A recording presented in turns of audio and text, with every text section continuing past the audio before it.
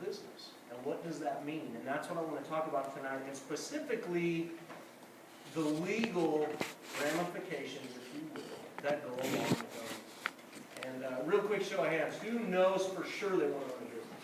Hands high, confident. Awesome. Who's on the fence? Hands high. Who's kind of like, no way. I know there's no way I'm going to do this. Okay, that's fine. I've got one in my business plan class right now. He did awesome at Entrepreneuring Days in the pitch. I mean, love his idea. Came up to me afterwards and said, Sam, I can't handle this. I can't handle this lifestyle. I'm not going to do it. I thought, all right, well, better you figure that out now than invest a couple $100,000. So anyway, what I wanted to talk about tonight, we're going to get heavy. We're talking about business and life. Okay?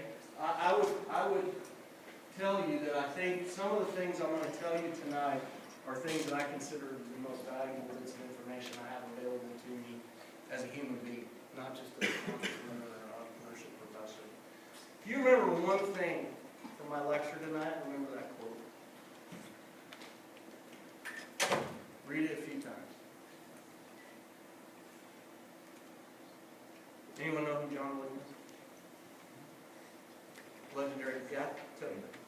Isn't it like the old UCLA basketball coach? Yeah, legendary UCLA basketball coach. That was just random trivia. It has nothing to do with what's up there.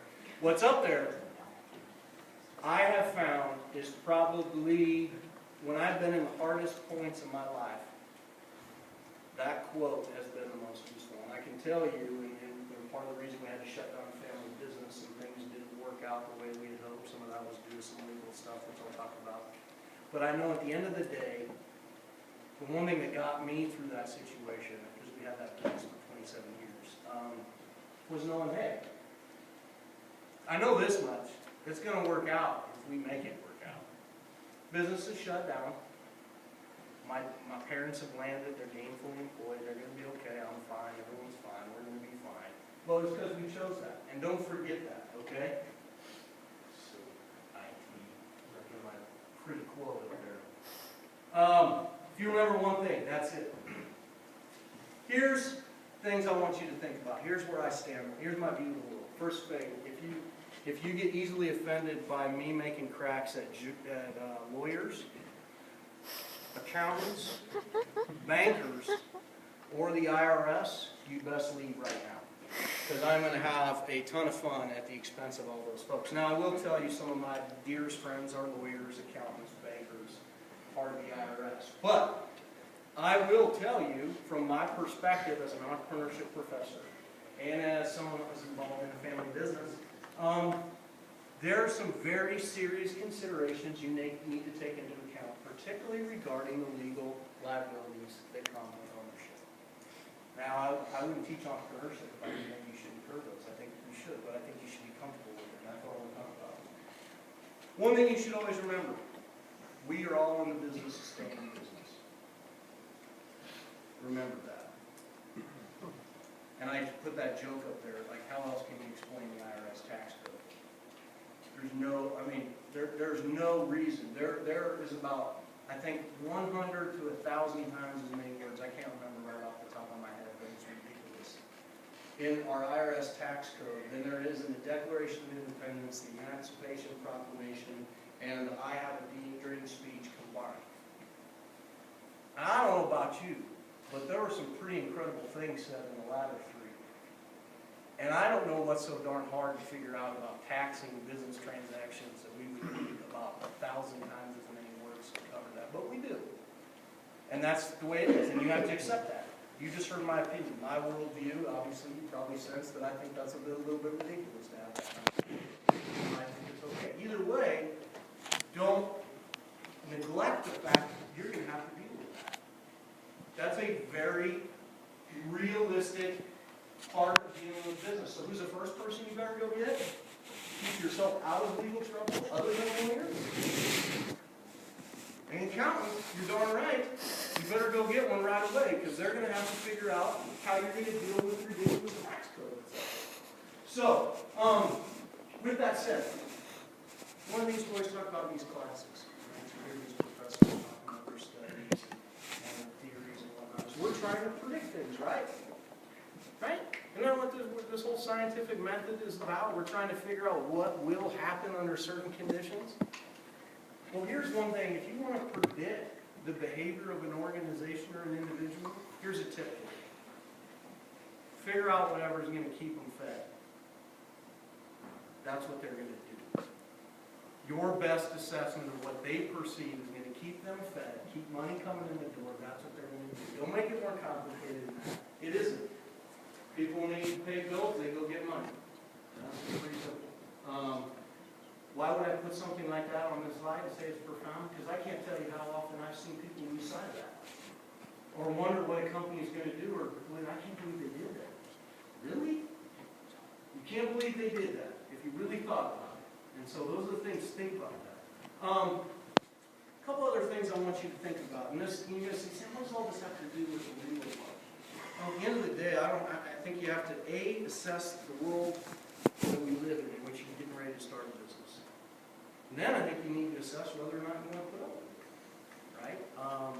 And so, one of the things that I see, and I saw this in the pitches that weren't as good, I didn't see it, but I heard it from the judges. The pitches that weren't as good in entrepreneurship. The ones that weren't able to clearly explain their value proposition. How many of you believe that companies, the reason they exist, a for-profit entity is to make money? That's why they exist. Anyone? Yeah? Explain that to me. And thank you for raising your hand, because this is, I'm baiting you here a little bit, but tell me a little bit more about that. Well, because if you don't, you're going to be out of business pretty soon. So even if you are just breaking even, you're still trying to make money to be able to break even for a business. True. But I asked the reason that businesses exist. Now that might be the motivator for the owner, but a tree exists on the bank of the river because there's soil and there's water and there's sun and there's a variety of different things that came to get there to provide it. How many of you bought a cell phone because you felt, what kind of cell phones you guys got? Mobiles, what do we got here? Apple? Did you feel it was your societal obligation to make those guys that you just bought for a little bit more money by buying that phone? No? Not at all? You just needed the phone? Really? Is that how all you guys are? You buy it because you need it? Not because you want to make the company money? Yeah, of course that's why you buy it, right? You buy it because you need it. Companies think, sometimes they get this mindset that consumers are there to give them money. No, consumers are there to buy things they need or want, that provide value for them in terms of a good and a service. Okay? You better understand exactly what that is that you provide. And you say, Sam, really, is there any really wonderful companies out there in the world that have been able to not clearly define their value proposition? Yeah. There's a company called Enron. Ever heard of that company? Fortune, everyone. Forbes, Fortune, Business Week, all of them. #1 company, 3 years running. Guess what their final mission statement? To be the #1 company in the world. What the hell does that mean? I don't even know what that means. To be the #1 company, like what? Doing what? Like we're the #1 company. What? Like what do? You make phones, you make food, you got gas, what do you got going on here? That's how much they lost sight of the value proposition. Okay? So don't, make sure. And any company that you're working for, any organization you're part of, if you feel like they're losing sight of their value proposition, you better call them on it. And if they don't want to listen, I'd bail shit. And I have a few times. The main reason I went to Intel over General Motors. The main reason right out of the gate. Intel clearly knew what their value proposition was. I felt like GM felt like the United States owed them money.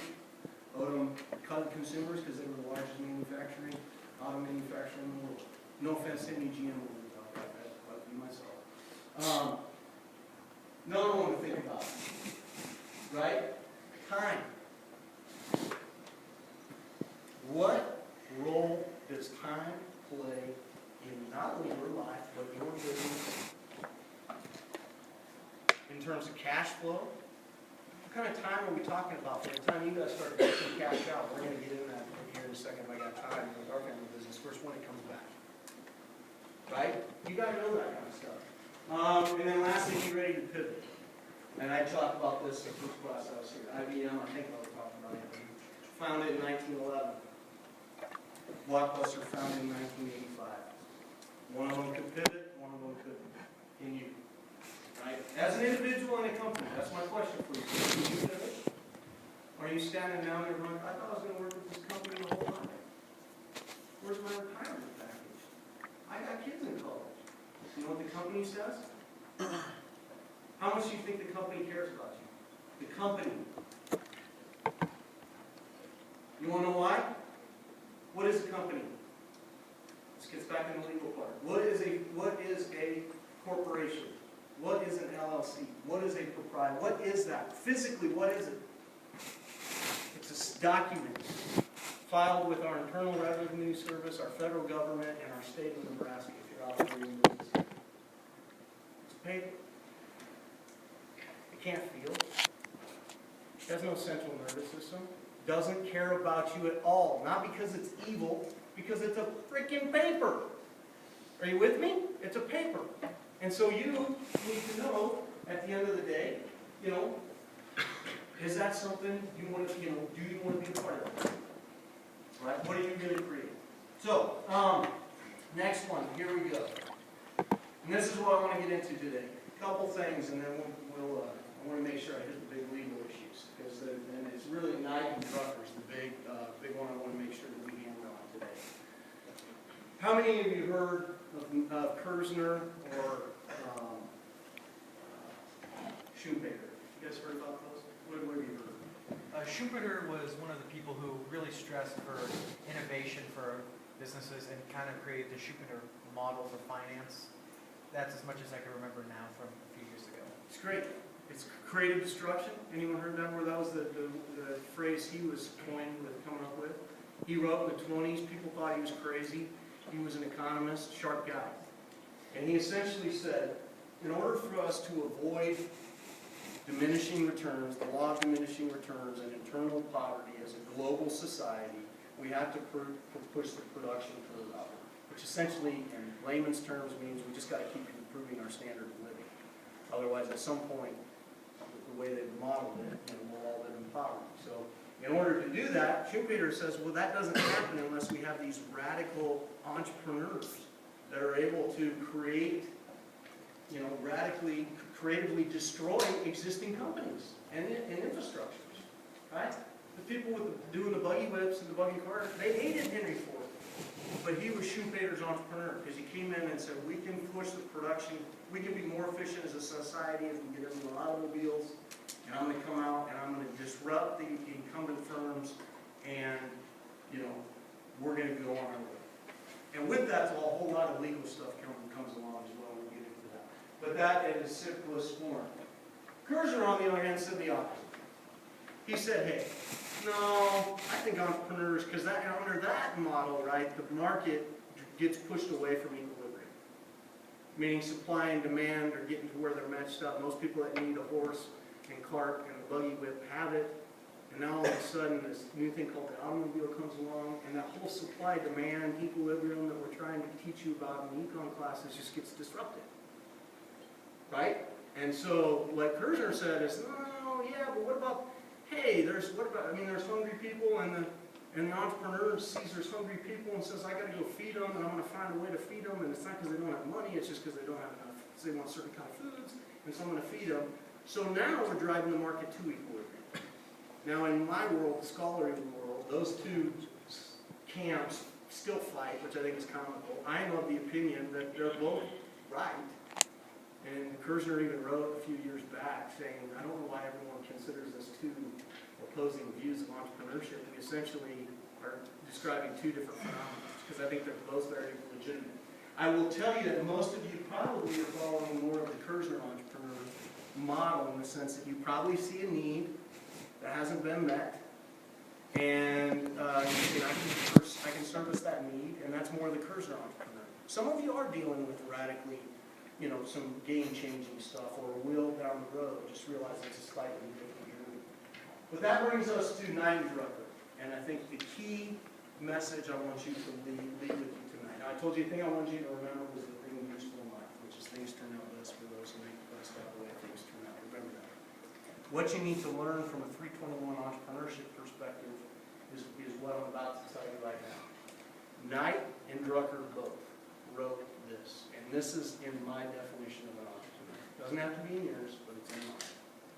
That a true entrepreneur, whether I'm talking about Schumpeter, you know, Steve Jobs disrupting the Walkman by coming up with the iPod, or I'm talking about Kerzner in terms of, you know, that I need a convenience store between here and Wahoo. Doesn't matter. What Knight and Drucker said, they're both the same in that they incur the liability of ownership. That's what an entrepreneur does. And that's in my definition. If you say I'm an entrepreneur and you don't have ownership in an organization that's either a 501c3, an LLC, a proprietorship, a corporation, I'll say, no, you're not. Not under my definition. And there's a reason I have that definition. I watched my family lose everything they had because they signed up to incur the liability of ownership. They reserve the right to call themselves an entrepreneur. I do not. Okay? Fair enough. That's my worldview. That's what you guys have to sort out. When you talk about legal stuff, and Nathan comes in here, he was probably great. Nathan did a pretty good job in here. He's usually pretty loud. When folks like Nathan come in, they tell you, they show you, hey, here's the legal stuff, and you got to think about this, you got to think about this, you got to think, and it's overwhelming, and you think you got to understand a lot. No. The thing that you need to think about now regarding legal issues in entrepreneurship is, am I the type of personality that can incur the liability of ownership? Because for so long we said entrepreneurs are what? They're what kind of people? Risk averse? No, they're risk averse. They're charismatic and outgoing. They, you know, all these, and yeah, a lot of them are, but a lot of them are not. The most successful entrepreneur I know is the most risk averse person. So that doesn't hold true. Now, is he incredibly okay dealing with uncertainty? Yes. Anyone know anyone that's maybe having or in another one of my classes right now know how I differentiate between risk and uncertainty? Any thoughts? Any thoughts on how those two differ? Yeah. Risk is where you know the odds, like it's 60-40 that you're going to lose to like a game of cards or a game of dice. Uncertainty is where you don't even know the odds of how something's going to happen. It's kind of like a known unknown and an unknown unknown, if that makes any sense. It makes total sense. It's actually one of the ways that we explain it in the class, so bingo. Great answer. Did you guys hear that? Risk can be assessed based on probabilities. Any actuarial science majors in here? So that's your life. That's what we want you. You're assigning probabilities, looking at what's happened in the world to determine the adequate way, the most efficient way to insure things. Right? You assign probabilities. Risk. I can make an assessment. Is this risky versus not risky? Now, because there's a 66% chance that you're going to fail in 5 years, is it risky to get into entrepreneurship? If I aggregate all the data, yeah. And if I want to make a general assessment of whether entrepreneurs are risky, then yeah, on average. But to sit there in that seat right now and think, I can't be an entrepreneur because I'm not risky, that's it. Rephrase that. Say, I can't be an entrepreneur because I can't deal with uncertainty. I will accept that answer. Fair enough? Meaning you can deal with, I don't know, I can't deal with, I don't know what's going to happen. The other thing you better be darn well ready to deal with. When you incur that liability and ownership, the buck stops with you with everything. It's the most rewarding part of the job, from what I can tell.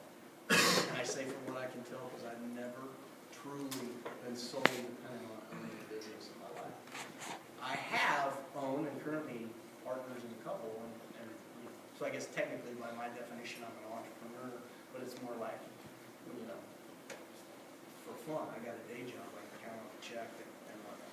So you need to think, am I the kind of person that is willing to incur that liability? Will I stay up late at night, never sleeping, worrying about making payroll? If if you will, that, you're someone that says, I don't know how I'm gonna fix it tonight, but I'm sure in the morning the answer will come to me, and we get going, okay, that's better. Those are the things, that's what you guys need to think about right now. Those are the type of things that you need to think about. I'm gonna walk you through a story with our family business. You obviously know how it ended. But you don't know how we played our cards in this situation. So I'm I'll walk you through it, but this is probably the best I can do in terms of figuring out what you would do in this situation, and if this situation is something you could be the person that said, I would be willing to make that call. It was late summer 2008, and I had been back in Nebraska for a little over a year, and it was August, and my dad called me. He was a wreck, and I said, Dad, what the heck? Calm down. I was pretty fired at Dad. He's like, Sam, he's like, we're done. I said, what do you mean? He's like, I can't remember what it was. He said, we were $150,000 off on that bid. I don't know. Hold on. I said, what do you mean? He said, we were $150,000 under cost. He's like, so-and-so effed it up that bad. I said, what? And of course that didn't surprise me. In my mind, I'm like, that's why I told you to fire so-and-so 10 years ago. That's college friend that he kept with him for years. Remember these things. Remember these things. This is his good college buddy that he loved to party with on O Street because he's a UNL alum, and so is the other dude on Thursday nights. He's where you were, they were here in 1970 and 71, winning national championships. That's them. Should have counted a long time ago. They will remain unnamed. That was my opinion. I said, what do you mean we're out of $150,000? I mean just what I said. Okay. First time my dad ever let me look at the books. I just said, dude, the cash we just sucked $150,000 cash out of it. Like, there's nothing, like, by the time you can make this up, old man, you're going to be 75, and I don't want this business. Like, let's just shut her down. No, absolutely not. There's got to be a way. Okay. That's August 2008. Anyone remember what happened in September 2008? The economy went. New construction frees up. I want to make any of the sleeping little fart sound all the way up. Farts are still funny. They'll stay funny your whole life. So anyway, financial crisis hits. New construction's completely dried up, and we still had enough jobs. We were fortunate enough because we did a lot of government jobs. There was still money coming through. And just to remind you, we did commercial woodwork, custom cabinets for banks, hospitals. Most of the nice stuff here in Southeast Lincoln West. Any banks, hospitals, schools, Lincoln Alumni Center. We did that kind of stuff. Hardwoods, cabinets. And so we still had some jobs. So we start kind of going through the plans of what we can do to try to salvage this. Well, the next big roadblock we hit was we cut most of the work. Well, yeah, we cut about 65% of the workforce. Laid them off. So that's never easy. Then our healthcare premiums doubled. Now you do the math on that one. 65% reduction in employees. Because United Healthcare, and I have no problem saying that. If any of you work for them, feel free to come talk to me because I'd love to give you a piece of my mind. Because I still no one is able to give me a realistic answer for how my healthcare premiums could more than double when my number of employees was reduced by over 65%. No one could give my dad and I a good answer for that. So, doesn't matter. So we're sitting there. I'm going to throw another interesting twist. Same time, my dad's key partner at the time, his spouse was battling cancer, colon cancer. 2 high school kids. So a pretty severe state. But there was one experimental procedure they were still thinking we could have a shot. She was on our insurance. Some of the premiums doubled with $150,000 cash taken out of the business. We're sitting there. We got about 2 days to pay this. We default. Her special trip to the Mayo Clinic isn't going to get paid for, so they're going to be on the hook for $250,000, $300,000. Whoever knows whatever we pay for healthcare these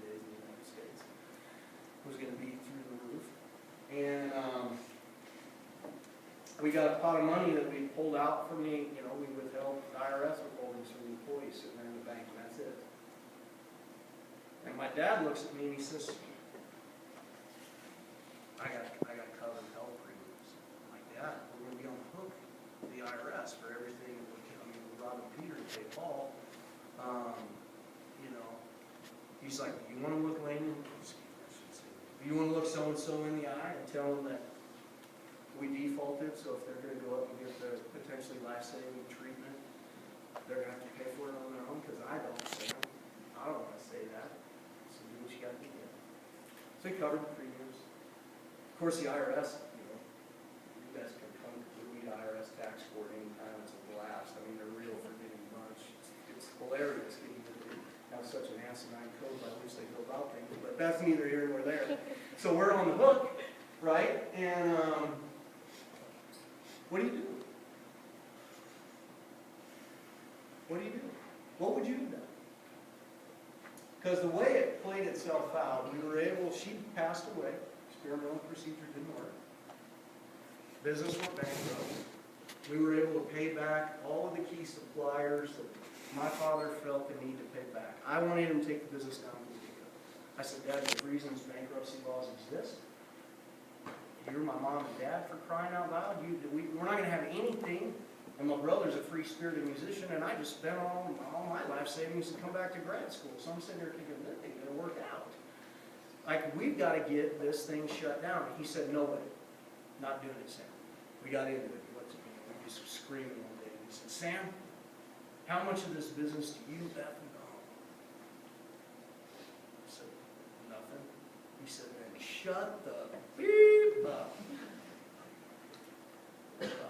He's right. Because guess who goes to jail if that tax bill's not paid? Not me. Guess who has to go talk to Lenny, or his partner, and discuss the lack of default on the health premiums? Not me. And what would you do? Those are the kind of things, and I bring it back and I say, because you say, Sam, do you want me to be faced with those kind of choices? I do. Because if you're not faced with them, who is? And I trust people like you. Now, I don't know you, Deb said good things about you, and the ones I've met, I'll be honest, most of the students I've had here at the University of Nebraska are awesome. They're good, hardworking, ethical people that get business and they get human beings. And I want you to be the people out there making those decisions. But if I stood here and told you it's easy, that would be crazy. I mean, those are the hardest years of my life, dealing with my dad. You know where he is now? And this is the fun part of the story. He's president of the Woodworkers Career Alliance in North America. He's working with all the states up in the Northeast. He still lives in the same home him and my mom had. The bankruptcy laws are pretty nice. You get to keep your house if you can produce some income. And he's off to his new entrepreneurial venture. Believe it or not, the woodworking industry, even though it's the oldest industry in the country, is the only trade industry that doesn't have a formal certification package. So that's my dad's next dream. He's 66. You're not going to slow him down. I got over hauling stuff out of my house the other day. He's nuts. I love him. But he's moved on, and he's fine, because he made the best out of the way things turned out. And so I want you guys to do it. If you're up for it, do it. Don't, and if you're not, that's okay too. But I can tell you, if you ask my dad, if he came in here and you said, would you do it all over that way all over again, knowing you were going to lose everything? He said, absolutely. Because I employed 25 people on average for 27 years. He's like, I know 15 families that immigrated here from really terrible conditions throughout Eastern Europe and the Middle East and Africa. And I watched them raise their families and buy houses and send their kids to college. And you won't ever take that away from me. So I don't care. No, I do it all over again in art. So you got to ask yourself that big question: liability and ownership. Am I up for it? Because at the end of the day, the buck stops with you, and there's a lot of bucks. That's my point. It's not as easy. I can play out that scenario. I can give you the scenarios in ethics class, and you can all come up with the right reason, the right answer. But I hate to break it to you. It's until you get in the situation, and you got the emotions, and you're looking into people's eyes and the struggles, and you get forced to make decisions, that it gets tough. But I want you guys to do that. I'm serious. And I hope you consider taking a few more classes, because I don't know who's going to do it. That's my biggest concern as a parent, and I think we talked about that before, is if we don't have bright young college students stepping out there willing to take some ownership roles, I don't know who does it. But I also can't sleep at night knowing, or having sent you out there, encourage you to maybe go consider this, without at least telling you, you're going to incur some liability and ownership. Don't kid yourself. I think it's worth it. My dad would tell me it's worth it. Everyone that I know that's went through the process says it's worth it, because that's something that's yours. No one can take that away.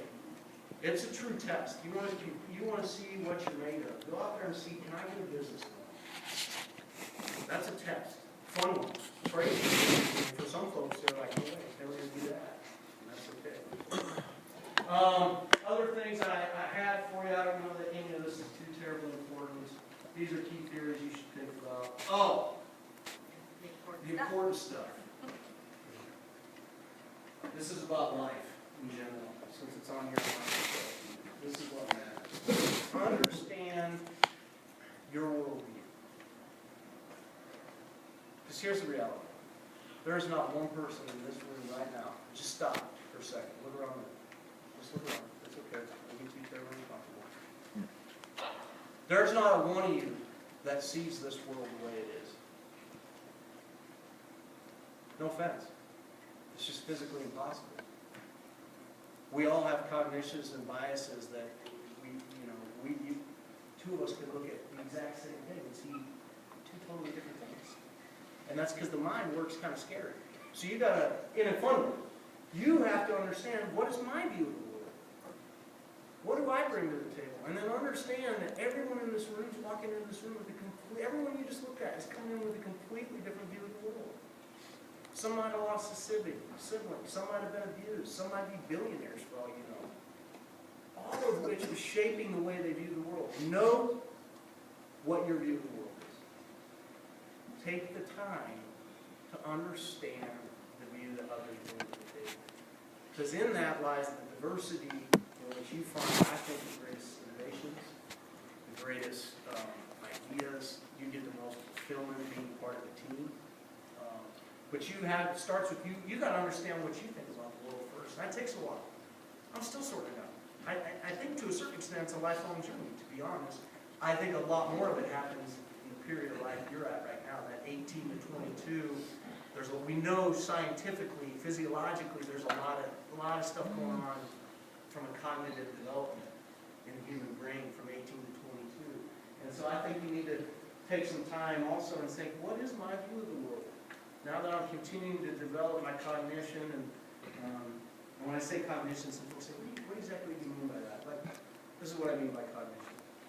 You smell something, like say you smell the perfume of someone you dated in high school, right? And it just takes you there. That's cognition, right? There's no real reason for it. It's you putting all those things together, making sense of the world around you. That's cognition. It develops a lot at this point in your life. I tell this to every college student I ever talk to. You come to my office, you'll do this again. Figure out what you want out of life, and figure out what you want out of a career, and make sure those two are in alignment.